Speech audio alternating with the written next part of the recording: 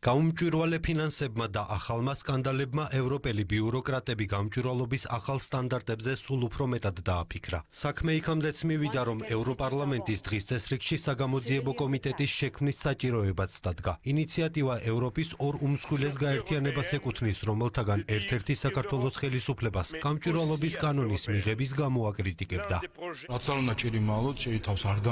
ევროპელი ბიუროკრატები რომ პრობლემებს ვერ დამალავდნენ, ამაში პარლამენტის თავმჯდომარე დარწმუნებული იყო. შალვა პაპუაშვილისთვის სამწუხაროა, რომ არაერთი მოწოდების მიუხედავად ევროკავშირის წარმომადგენლები გაუმჭვირვალე ფინანსურ რესურსებზე თვალს ხუჭავდნენ, ვიდრე ყველაფერი ამერიკის ახალი ადმინისტრაციის პოლიტიკამ არ ამხილა.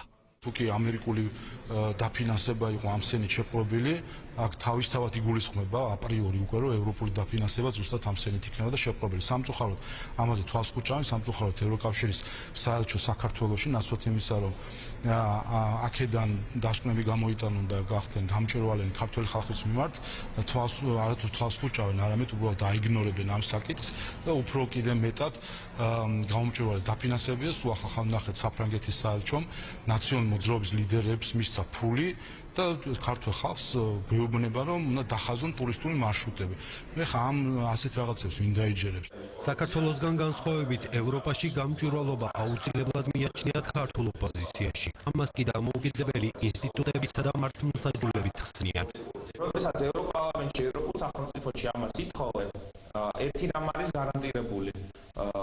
ნებისმიერ ორგანიზაციას, რომელსაც შეიძლება ეს შეეხოს, დარწმუნებული ვარ, რომ გარანტირებული აქვს სამართლიანი სასამართლოს უფლება. ამ ქვეყანაში სასამართლოში გინდა მისულხარ და გინდა არა. ქართულ ოცნებაში იმედი აქვთ, რომ დისკუსიას კონკრეტული ქმედებები მალე ჩაანაცვლებს, რადგან ქვეყანას ისეთი გაერთიანების წევრობა სურს, სადაც გამჭვირვალობის უმაღლესი სტანდარტები იარსებებს.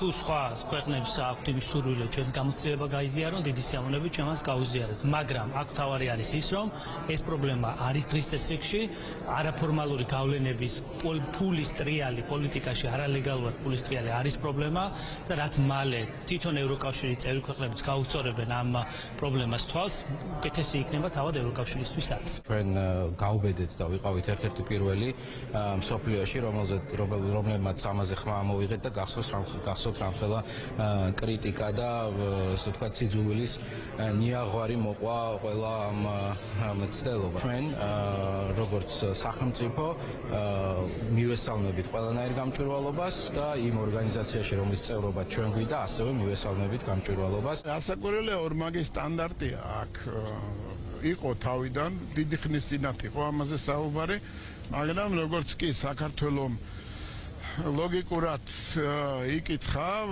რომ გამჭვირვალობის წინააღმდეგ რატო უნდა იყოს ევროკავშირი, ევროპის სისტემა, იმ წუთში მოხსნეს საკითხი დღის წესრიგიდან. ორმაგი და სამაგი სტანდარტიც არ არის, საერთოდ სტანდარტის არარსებობა არის, რასაც ჩვენ ხედავთ.